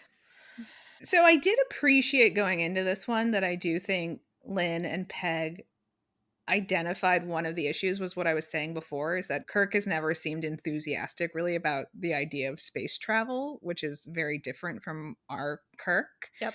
And like, I think one of the problems with the first couple of movies is no one wants to be there. Kirk gets dared into joining Starfleet, right? Mhm. Spock joins out of spite. And Yep. Bones joins because he got a divorce and feels like he needs to leave the planet. Like, no one wants to go explore space. And you're like, this But sucks. space is so fun. It reminds me of like I think modern franchises do this a lot in a way that I don't enjoy. Like, this is the same problem with the Daniel Craig Bond movies where he's constantly trying to quit. And it's like, I don't want to watch a series of movies where someone is at a job they hate that they don't have to be at. Just quit your job. You don't have to be there. And so like I think these movies don't well, the first two like don't appreciate that this is a job in an organization. You could do something else.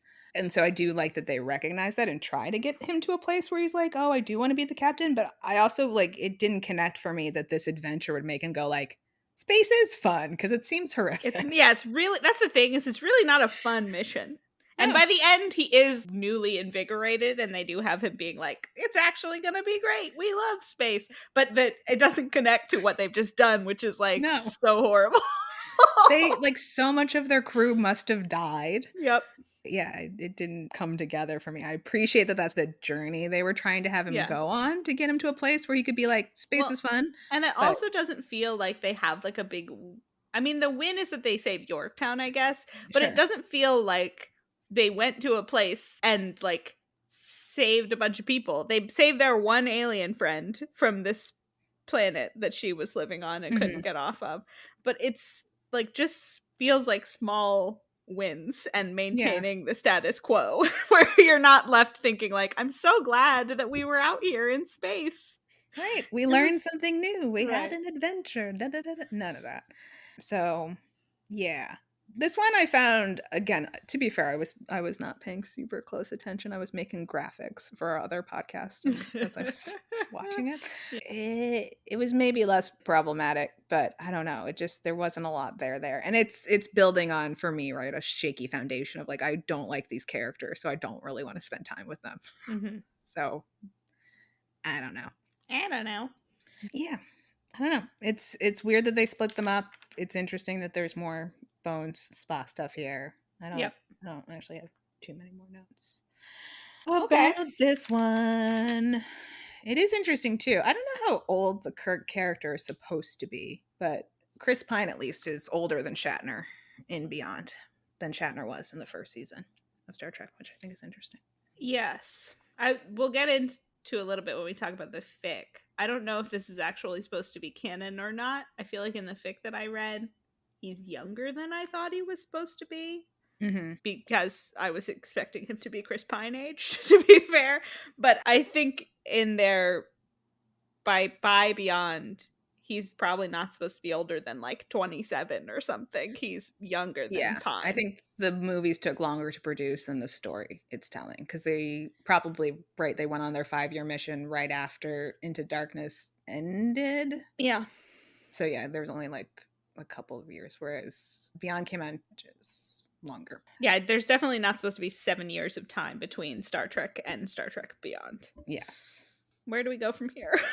Well, I think we did want to say, I think we've made this clear throughout this discussion, that it feels, I think, to both of us that the basis of this ship is original Kirk and Spock. And that's not to say there'd be no shipping activity around this film, because it is coming out sort of like it's it's a little before that sort of peak Tumblr era that we were talking about, but at least Into Darkness is like right smack dab in it. And it had Benedict Cumberbatch in it, who was like at the heart of the storm of peak Tumblr. Although again, I wonder too, right? Without the background, maybe he would have been central to the shipping if this was an independent property. I hadn't thought about that.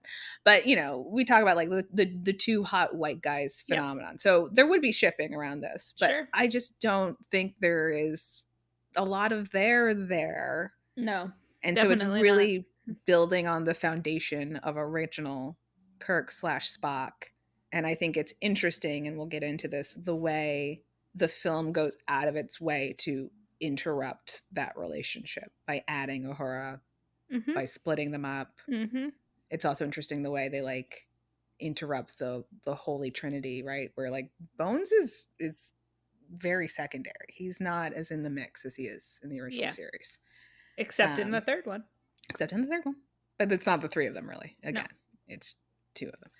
So, yes, despite Maddie, I think, not being nearly as irritated by these films as I am. I don't know if this is a point for me to say brief thoughts about how I felt watching the movie as a non-Star Trek person, and then now, I guess. I think the first movie is perfectly fine. I think it is a movie made for people who don't know anything about Star Trek, which was me when I first watched it, who will be able to pick up enough cultural knowledge to know that these things exist and have a vague sense of what they are, to then when you're watching it be like, oh yeah, that thing. Oh yeah, I've heard that before. Oh, that's Spock. I know him. That's the level at which you are supposed to be operating to make that movie work. And I do think if that's the level you're at, the movie works fine. There's not deep character development. It's not an incredible movie, but I think the action works, and I think it carries you through, and it's enjoyable enough. I don't have a problem with it, except if you're trying to watch it for any sort of actual Star Trek reasons, then it doesn't work. And I will say, having watched more now since I originally saw the movies, I mean, the characterizations are insane. Like, it doesn't really have anything to do with the show. And I understand why now, in a way that I didn't at the time. People who watched it were like, I don't even understand why they called it Star Trek. Like, it doesn't make any sense to me. Like, I get it. I feel for you. This movie was not made for you. And that is explicit, as we will get to in some of the quotes later on. The people making this were not Star Trek fans. They did not have deep Star Trek knowledge. They were operating from a very basic level of Star Trek information. That is true. And I will say really quickly, people will often say, and this is true, so Nicholas Meyer did Wrath of Khan, and he did Undiscovered Country, and I think he wrote like the Earth bits of Voyage Home, which is the Whales one, which are generally considered the best original series Star Trek films. And he also was not a fan of the series. He was specifically came in and was like, I'm going to deconstruct where I can and really try to ground this much more. And those movies are beloved. So I think the fact that the people who made this were not fans is not necessarily the problem. I will say, right, with Nicholas Meyer, he was still working with a lot of people who worked on the original series, and he took their input. So like, it was the production designer who decided that the MacGuffin of Wrath of Khan should be the Genesis planet, which is like wild. The production designer was like, I have an idea. And he was like, very interesting. That's good. It works for me. And the team was like, you solved it. This is the answer. Great job, production designer. But, obviously the cast and crew had been there. There were other people who were still working that were very familiar. But I think the difference might also be that like Nicholas Meyer's really smart and talented, and Orsi and Kurtzman suck. So I think that might be the core problem. There is also a difference in that Nicholas Meyer may not have been a fan of the show, and the way you talk about it is like he thought there were issues with the show that he could set out to fix when he made his movies. To me, well, it just wasn't precious to him, so he was willing to do different things. Yes, but he knew the show, is what I'm trying to say. Like, he didn't know it at all. No, he was coming in like he might have watched some of the episodes as he was writing it, but he was not a fan at all. Prior. He had not seen them. To me, it feels like the people making the modern ones not only were not fans, but didn't really watch very much of it. Yes. Like, it feels like they went into this and were like, I've heard of Khan. I guess let's do that. It's like, it doesn't feel like they're operating from a place of like, let's take what is there and make changes to it. They're ignoring what is there. I will also say too, right? And I think we've talked about this before in previous podcasts. Like, there have been a million versions of Sherlock Holmes at this point. There have been a million versions of Batman. Mm-hmm. And part of it, I think, is that they're adapting a written medium into a visual medium. So, like, if you read a book, right, we're going to imagine Sherlock Holmes differently based on what we read in terms of like what we privilege in his characterization. For some of us, what he looks like in our mind. For some of us, but not for all of us. Not for all of us. You know, so when you translate that to the screen, it can be a different thing and people are going to recognize different elements. But when a character originates with an actor, I think so much of the characterization is in that actor's performance. Mm-hmm. And so even if, again, if Nicholas Meyer wasn't familiar, right, Shatner's going to show up on the day and he's still playing this character he's been playing for X amount of episodes and X amount of years, right? Yeah. Like, I think playing emotionless, which is what Leonard Nimoy is doing without it coming off as like condescending or really dickish or whatever, is like a really hard thing to do. I don't think Zachary Quinto manages it. Mm-hmm. But like, again, regardless of the writing, right, Leonard Nimoy is going to show up on the day and know how to play that role. And that's not something that these movies had the advantage of doing. Well, but what I was going to say is in these movies, Nimoy does feel like Spock because he's Nimoy. Right. It's, you know. Like, it's a harder needle to thread. Like, you know, I love Columbo. And for many years, Mark Ruffalo, who I also love. Mark Ruffalo is great. Was threatening to do a Columbo remake. And I'm like, it's such a hard thing to do because you're drawing this line of like, is it caricature? Is it a completely different character? Peter Falk is Columbo. Yeah. There's no way to play that role without it being in reference to the original. And that's like, it's there's always going to be a disconnect as a result, I think. We haven't watched it for this show or for this podcast, I mean, or talked about it, and I haven't seen it. But this is the heart of the issue with people not liking Alden Ehrenreich's portrayal of Han Solo, right? Right. Like, people are very tied to a specific Han Solo because there is only one Han Solo, and he is the only one they will accept. Yes. So it is tough to translate a visual medium into another visual medium. Right. So to be fair, right, that's just an inherent difficulty. But I also think the writers just did a bad job. But hey, okay, let's move on. I've got it mostly out of my system. I could go on and on and on, guys, but we'll spare you a little bit. Just a smidge, because we have gone on a bit. Yes. So we should talk about quotes. What did the creators say and do? What are they all thinking about this stuff? So we have some Spock and Kirk stuff. We have an interesting quote, I think, for our purposes. It's more telling than I think he meant it to be. Yes, from Chris Pine about the Spock-Kirk relationship. Chris Pine says, "It's a relationship between two men that spend a lot of time together in space. It's sort of like Russell Crowe and Paul Bettany in Master and Commander. It's very much a story about two men learning really to love one another, and in the end, they become fast friends. But along the way, they butt heads because they're alpha males. They strongly believe in themselves." It's hard to say alpha males without laughing, isn't it? It really is. Sure, fair enough, whatever. It's about two guys in space, and they're like, they're on a ship. I get it. What makes this very funny is, and hopefully you'll all be hearing more about it, Master and Commander is so gay. It's really gay. We will be covering it at some point. We watched it again for the Oscars podcast, and I think we both walked away from it being like, so they're dating. It's a movie they're married? About a married couple who are a captain and a doctor of a ship just trying to go on vacation. I'm telling you, that's what it's about. We'll do an episode and you'll get into it. But I loved that was his reference point. That was his pull. Yeah. And you're like, so you pull the married couple. Yeah. Interesting. But anyway, that's Chris Pine about it. But who cares what Chris Pine has to say? You know who's in this mix that I always want to hear from? J.J. Abrams. He gave us such a great quote for the Finn Poe episode. What's he got for us here? I mean, we can't promise it'll be as good as that one, because what a glorious quote the Finn Poe one is. But we do have a couple of quotes from him that illustrate a couple of things. Here's the first.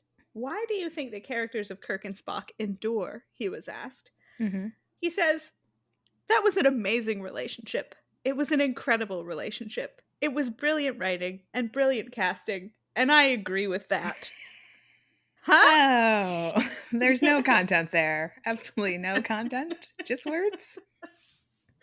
Couldn't agree more, JJ. I absolutely agree with brilliant writing and brilliant casting. Yeah. But this one will get at the heart of everyone's issues with JJ Abrams making this movie. And he said, I knew this would work because the script Alex and Bob wrote was so emotional and so relatable. I didn't love Kirk and Spock when I began this journey, but I love them now. You might be asking, what business do you have making a movie about Kirk and Spock if you didn't like them to begin with? But They gave him the job, and he said, I will take your money.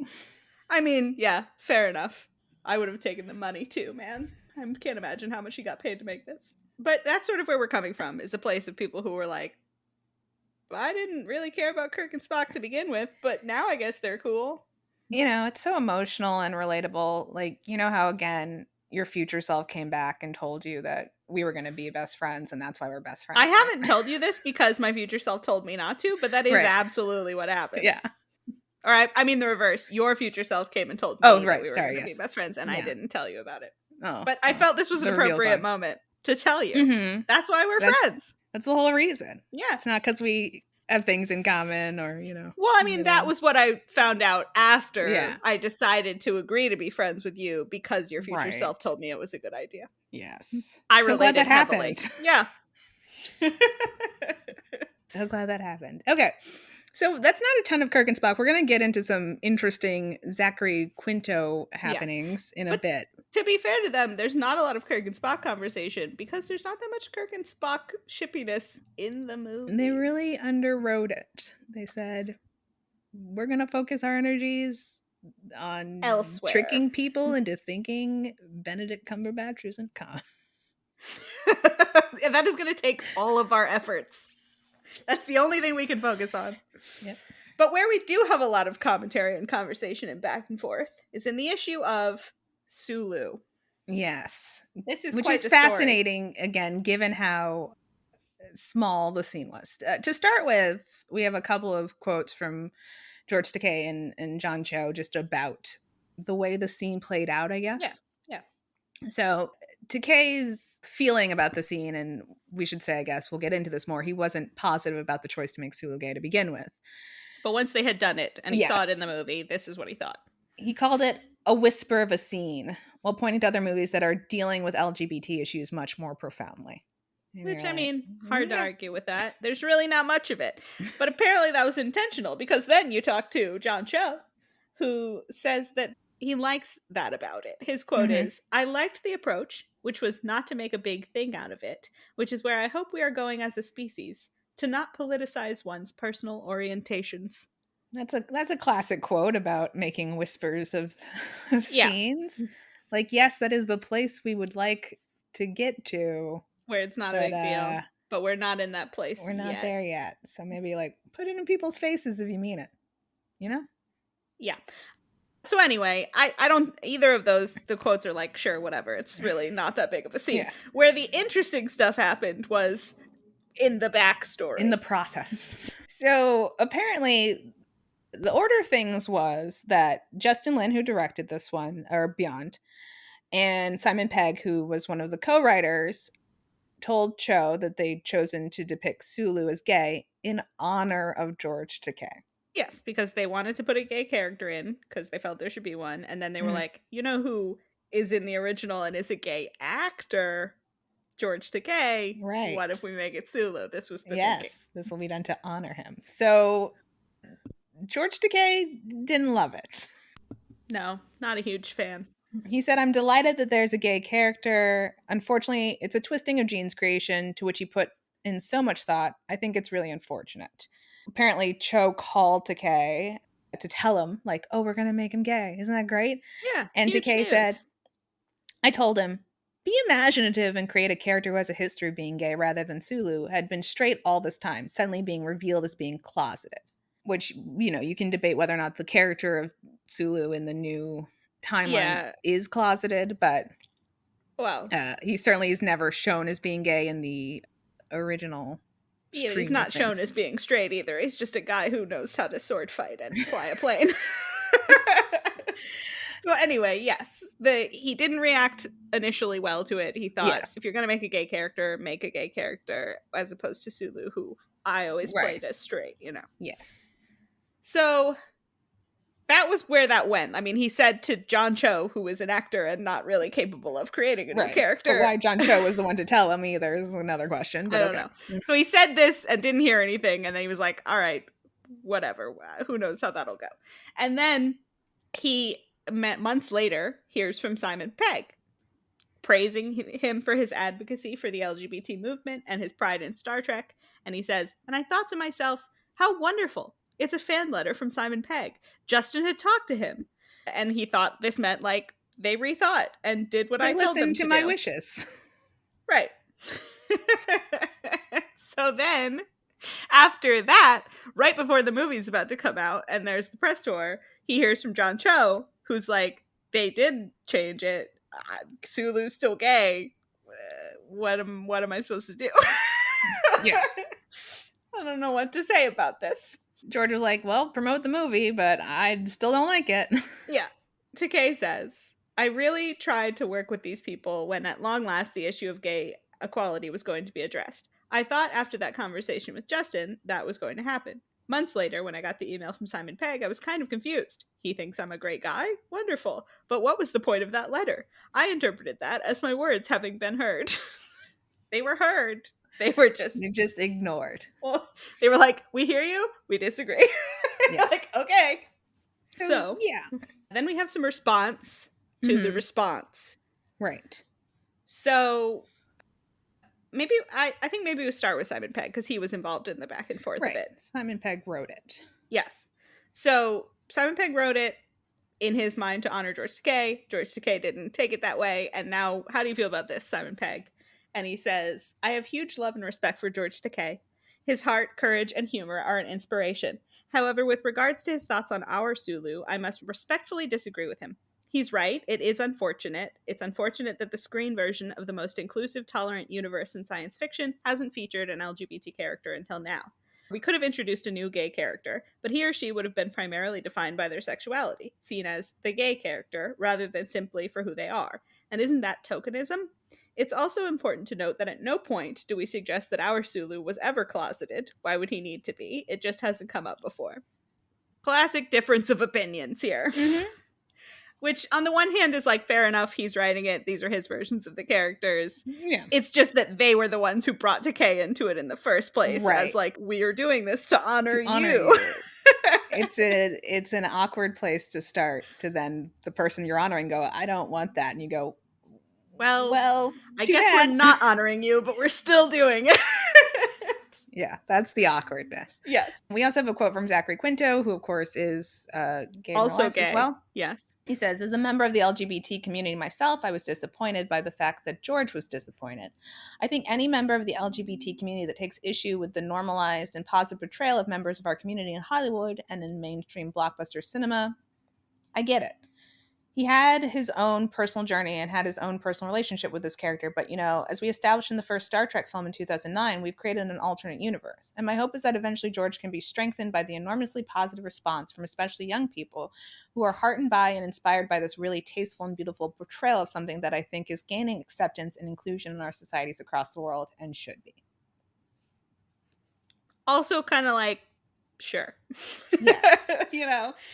I do want to get into this a little bit, and I don't know if this is the place for it, but a thing we have discussed in previous episodes of this podcast is the very awkward position that gay creators can find themselves in these conversations. We've often discussed it with writers, but also with actors, like in our Gotham situation. Yes. Where you have a gay like an openly gay actor put in a position where they have to be the voice of, like, this is gay, this isn't gay in our show, and what the fans are saying is wrong, and what this is that, and, like, they have to be the arbiter of this thing that, to varying degrees, is fans telling them, like, no, we're right and you're wrong. This is a little bit different because it's not fans, it's George Takei. Right. So we've, like, Quinto is in this position of being like, I'm the gay actor, I guess I have to talk about this. Takei doesn't like it, but I think it's good. But I also don't want to invalidate Takei because he's also gay and is allowed to think what he wants. And it's just like this very messy, weird situation that you're sort of like, it feels like it could have been avoided if they had properly addressed it at the front end with Takei. Yes. And it's also right. So there's like layers of weirdness that it's happening, right? Because you have the thing where you're like, oh, easy peasy, we'll make the character the gay guy played gay. And you're like, I don't know if that's good. Yeah. And then you also, on the flip side, right, have what we've talked about where there's this long history of fan activity around Kirk and Spock being gay or Spock being queer. Yep. And that's not the path they chose to go down either, which I think would have settled better with, some fans if they'd made that canon, right? Yeah. And then we'll get into this, but my recollection, we have a little bit of it, is that Quinto was a little adversarial with fans who brought up shipping. He was very like, no, Spock is straight. Spock is straight. Because I assume too, he's a gay actor who doesn't want to say like all the characters I play are gay. Like if you're a gay actor, right, you should be able to play a straight character. Absolutely. But also we need to take into account that he was not out when the first movie came out. Right. So there is this sort of thing of like, whatever he was asked about and discussed in the press for the first movie, I'm sure he was figuring that out, guarding like what to say and what not to say. And then once you're on the flip side of that and you have come out, I think he comes out in like 2011 or something, then you also don't want to be the like, I'm the poster boy gay actor and everyone I play is gay. It's equally awkward to do that to Kay, who expressly said, yes, I played this character straight. I think we both agree that, like, I don't know that Gene really thought about it one way or the other. And when we talked, when we did our TOS episode, right, Gene was like, yeah, Kirk and Spock might be gay. I don't care. But what he could put on TV in the 60s was a totally different conversation. We didn't put this in here, but Takei did say that he brought up with Roddenberry at the time, what about having some gay representation? Roddenberry was like, totally wish I could do it, but like, I really don't think I can get that past anybody right now. Right. Like, we know the story of how the interracial kiss happened, right? Like, Shatner had to fuck up the alternate take, so they had to use it. That was a push. When they started the show, they told Roddenberry he could either keep his female first officer or Spock, and he had to make a decision between those two things because they couldn't get both on the air. There were limitations to making television in the 60s, which, there are limitations to making television now. That's just how it is to make That's just how it media. Is. But yeah, I think it's a little awkward to be like, we're doing this to honor you. And they're like, I don't like it. And then they're like, well, fuck you. We're doing it anyway. We're like, this seems disingenuous. I mean, it's rough because I am sensitive to the fact that absolutely they wanted to put in a gay character, as well they should. Mm-hmm. It is a thing that feels glaringly missing from, as Simon Pegg puts it, the most progressive sci-fi franchise out there. I also don't disagree with the idea of making already known beloved characters gay or black, as we've discussed, or whatever. Like taking a thing that already exists and being like, what if we just... they don't have to be like a straight white guy. They could be something else. I think that's fair enough. You can agree or disagree with that. I don't have any problem with that. That was their initial instinct. But yeah, it's just so awkward to have it be explicitly out there that like, George, this is for you. And George is like, not for me. Don't like it. And they were like, all right, still doing it. Like, make it Chekhov or something. Like, I don't know. Or again, like, they go out of their way. So again, they went out of their way to give Spock a girlfriend. So he's straight. He's not even asexual. He's not a Vulcan who only has sex every 7 years. He's straight. Which is and then a much bigger issue to me than gay Sulu. Kirk is such a ridiculous horn dog throughout the first movies. He like can't see a woman without being like, hey, hi, how's it going? I'm so distracted. I can't keep my eyes straight. I can't concentrate on anything. And it's like, just make Kirk pan or some shit. I don't care. Yeah. Like, make any of them some non-straight identity. That's perfectly fine. But yeah, the fact that they intentionally, at the beginning of it, were like, we know that this Kirk Spock thing is a thing. We want to just sidestep that so it doesn't become an issue. And so we'll just make Spock straight in a way that doesn't make any sense for Spock. Right. But okay. And then what they do with Sulu is like, blink and you miss it. If you had turned away from that brief moment where he rubs his partner's back, you might not know he was gay. People would say, Sulu's gay. And you'd be like, what? When? I don't remember that. So yeah, this is a lot of different issues, really, because this gets back to a thing we've complained about 100 times at this point, where Disney or Marvel or Lucasfilm or so and so said, or Pixar says, we're making the first gay character in our thing, and you're like, oh, cool, how exciting, and then it's nothing, and that's exactly what this is. Right.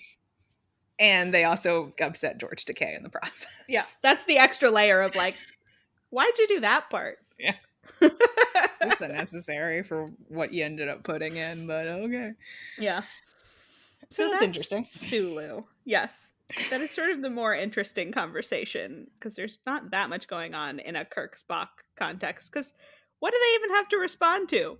It's not like they're gazing longingly into each other's eyes or anything. They're like, I'm straight and you're straight. I guess we work together. You're like, okay. Yeah. Good thing my girlfriend's always here to stand between us and hold my face and ask me how I'm feeling. He's never feeling good, to be fair. Not good is how he's feeling. Okay, should we talk about fan fiction? Yeah, let's do it. Great. Let's see first, what are the fans up to? How have they responded to this new timeline? They're doing a little bit of writing. Mm-hmm. We've got 31,000 total fic in the alternate Star Trek movies tag, and 9,500 of that about is Kirk/Spock. Now, interestingly, 7,200 of it is Kirk/Bones. You know, we did this outline before we watched all the movies, so I'm surprised there's not more Bones Spock in here when there's more material in Beyond than you would imagine. But agreed, yeah, because there is like Kirk and Bones in the first movie are set up as having like a little bit of a friendly thing, but it's, you know, as we've said, there's not that much Bones in the first two movies, and then in the third one it's all Bones Spock. They sit next together on the bus on the first day of school, and then they're best friends. Like they're 5 years old. 3 years later, they're best friends. Yeah, but they don't show us any of that. No, there's a time jump where everybody does whatever character development they're going to do, and it happens off camera. 3 years later, they're best friends. So I do think it's interesting that while Kirk Spock is the main ship of this, it is pretty closely followed up by Kirk Bones. And then there were, I didn't write down the number, but there were a fair few Kirk Bones Spock fics. Fair enough. So I read a couple of things for this. You read a thing for this. Yes. So the first couple of the fics were quite long, and I said, I'm not doing that. And I read We'd already asked her to do enough, really. I read the most kudos short one, which was maybe like the third or fourth most kudos, somewhere in there. Maybe fourth. But you read the first one, right? I did, which was longer and quite fun. So I don't know how we want to talk about this. Do you want to give your brief rundown of what happened in the short one, and then I'll tell you about the long one? Sure. So the short one honestly felt kind of like the movies, and that like all of a sudden they were married. It is called, we should say, The Genetic Soap Opera, or One of the Less Dignified Royal Weddings by Wake to Sleep. So yeah, Kirk is having a physical, and Bones is like, hey, you're not aging normally. And they discover that Kirk's like great grandma or something was a Vulcan, and he's part Vulcan. And oh my god, thank goodness they've discovered this just in the nick of time, because he's going into Ponfar. It's when a Vulcan must either mate, kill someone, or potentially do very intensive meditation, which might work. But really the two primary options are mate or murder someone. Yes. Easier ones to achieve. Yes. And so despite the fact that Spock is barely in the story, except to be annoyed that Kirk is part Vulcan, they decide to get married, and then like in the last section, which is very short, they're just married and living together. And you're like, okay. That about tells it. What I thought was interesting about this, to me, and I haven't done extensive research, but I guarantee you this is the case. The fact that Ponfar exists means there's tons and tons of fic about it. I'm sure that there are many in either this or regular Kirk Spock, just like Ponfar fucking fic, basically. Like that, there has to be that's a big subgenre of the Star Trek thing. And I found it very interesting that it was in this and there was no sex. And I was like, yeah, okay. It was not explicit. Yeah. But yeah, I mean, it was a short little thing, and you're just sort of like, all right. Like, it's a, if it's anything, it's somebody was like, oh, what if he was a Vulcan? It was like a fun idea more than anything else. Yeah. There's not a lot going on in it. No. But tell me about the long one. What was going on there? I actually quite liked the long one. I was intrigued enough by the description that I started reading it and then was like, I might as well finish it. So this is it's a kid fic, as they say. Let's say the title. It is called A Sequence That You Never Learned by Anna Taylor, which sounds like Ann Taylor, the clothing store. Do you think the clothing store wrote it? That's what I'm wondering. Maybe. Okay. Anyway, kid fic. So they're on a mission. They're at some planet on a regular Starfleet mission. Sure. And they're there to retrieve like a rogue other captain from Starfleet who they don't know what he's up to. And there's a gas. Somebody leaves like a trap thing for them to immobilize them. And it's a gas. And it doesn't really hurt most of them. But of course, Jim has his weird body shit going on. So it makes him temporarily blind. And so Spock leaves him in a cave to try to go resolve the situation. He gets kidnapped and put into this room with, he can't see him, but who we find out is an 8-year-old Vulcan boy. So the two of them are trapped in this room together, waiting for rescue, and they're sort of bonding as they're there. And he quite likes this kid. And then, of course, Spock shows up and rescues them, and they go back onto the ship. And it turns out that the kid is a Vulcan orphan, because there are lots of orphans post, Vulcan going away.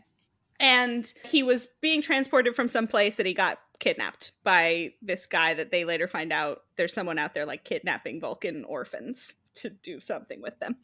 And so he is supposed to go live with some uncle of his that he's never met, who he doesn't like, and he doesn't want to go. And he and Jim are getting closer and closer as he's hanging out on the ship with them. And Jim decides, if he wants it, what if I adopt him? And then he doesn't have to go be unwanted somewhere with his guy that he doesn't know. And we really like each other anyway. And so Spock is like, if you want to do this, sure, I'll help you figure out how to do it. And of course, the only way he can think of to make it work is that they will get married, because it's an unusual situation for some human to want to adopt a Vulcan and take him along on a Starfleet ship. Sure. So the two cases where he would be allowed to adopt the kid is if they have bonded with each other, or if he's married to a Vulcan, because then he can get Vulcan citizenship. So Spock offers this, and Jim's like, great, let's totally do it. They become this little family, but of course they're not talking about their feelings for each other, because Jim thinks Spock has only agreed because he's like a really good friend. And Spock, is like, well, I'm doing this as a favor for him, and he really wants this kid, but he doesn't like me. But of course they're both secretly pining for each other the whole time. And they get really close. There's a running plot in it that's actually pretty interesting, where Jim starts getting these messages from someone and he doesn't know who the person is, but they keep pointing him to information about whoever it was that kidnapped them originally. And then we get to a point where the kid is injured, and they find out that he and Jim are actually bonded, because when the kid is injured, Jim feels his injury.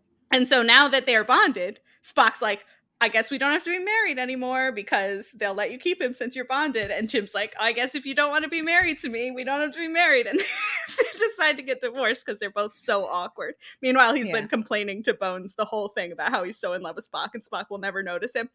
And so they do get divorced, and then the plot stuff all comes to a head, where it turns out that the rogue Starfleet captain was someone who had this past life where he did crimes, but he had grown out of it before he went to Starfleet.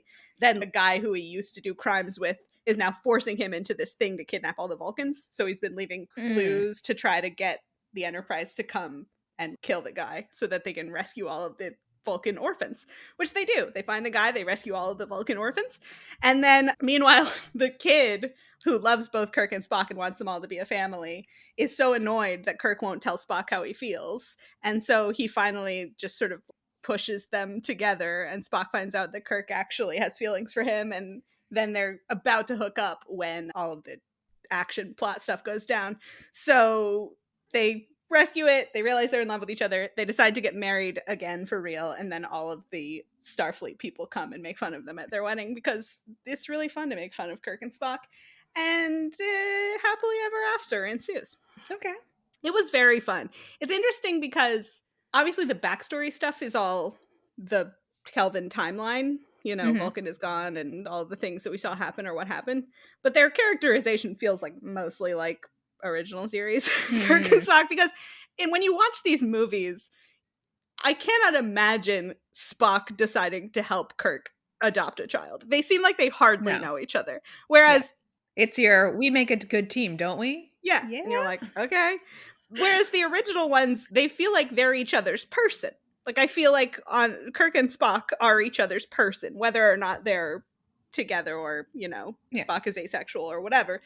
If you had an issue, Kirk would go to Spock and Spock would go to Kirk. And so it's sort of, if you're in that headspace, you're like, all right, I get that Spock is like, let's make this happen for you. You love this kid. We'll figure it out. It's the logical thing to do. It's the logical thing to do, because somebody's got to take care of this orphan Vulcan. It was very precious, and the kid was cute, and they had a lovely relationship. I like that the plot of the story spun something out of the fact that they destroyed Vulcan, as opposed to this film series, which is like, I guess that's fine.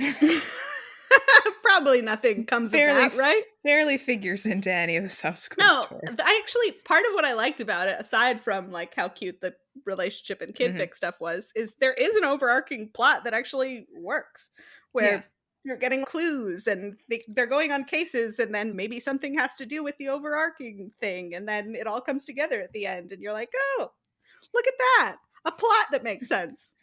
Cool. Good job, Anna Taylor. Maybe you should have written the sequel. It's an idea. All right. Well, that was good. Yeah. So, fanfic, fans love it, but how does Zachary Quinto feel about it? That's going to be my transition. Yes. We don't have too much like creator fan interaction. Again, I think we've talked about many, many times before, right? This is a movie series, so it's the nexus of fan creator interaction is a little less clear, because who knows like when things are getting made. Yeah. Star Trek 4, for instance, has been in production maybe kind of sort of since 2016. So I don't know that anyone has the opportunity to be like, hey, maybe you should do this. But as we were saying, like, I think Zachary Quinto, at least early on, had a pretty adversarial relationships with fans. Again, this is like mostly my just recollection. We found a little bit, but not as much as I remember, of him being like, Spock is straight. I'm playing a straight character. Stop talking to me about shipping Kirk and Spock. Yeah. That's not what this is. And I always felt like, bro, you're coming into something that's existed for 50 years. Yeah. Like people are going to ship Kirk get on board. Kirk and Spock. Yeah. You don't know as much about this world as we do. Trust me. So like, what are you talking about? Yeah. But anyway, we do have a couple of quotes from him. So I guess this was, where is this first quote from? This was this was someone meeting? I think all of this stuff comes from cons and the like, but the first quote is sort of offhand from him, where someone had mentioned fan fiction and like, what did he think of it? And he says, I'm afraid I have better things to do with my time than read that. If those people don't have anything better to do, that's their business, but I do, which is like very flippant. And people were pretty upset about it. So then, of course, he got asked about it. Would you like to clarify your comments, basically? Because people are very mad. And so then he did try to give like a more measured response. And this is what he came up with. Oh, the first quote is from Ireland, as he's about to say. Yes. So he said, what happened in Ireland was I was giving an interview and somebody asked me about fan fiction. And I said something that some people have misinterpreted as disrespectful. And so I would like to say here, for the record, that I meant no disrespect for people who either write or read fan fiction. I have absolutely no interest in it. It doesn't interest me. I understand how it interests other people. I respect their desire to be interested in it. I think both Kirk and Spock, and definitely me and Chris, are only good friends. Any suggestion otherwise has more to say about the person making the suggestion than it does about the characters. There's a lot here. This is pretty interesting. I kind of I understand how it interests other people. I respect their desire to be interested in it. This is really good. I feel like that's a little bit of shades of Kelsey from the beginning of this podcast. Like, what are people doing with this? I respect your right to be interested in it. I do. Of course I do. Get it. But then, not for me. Of course he has to get to this place of like Kirk and Spock are not gay. Definitely me and Chris. Okay, I think we're on his wavelength here. Yes. Definitely you and Chris are not together. We get it. We're not here for the real person shipping. We never are. We never are. You are absolutely right to set up your boundaries about that.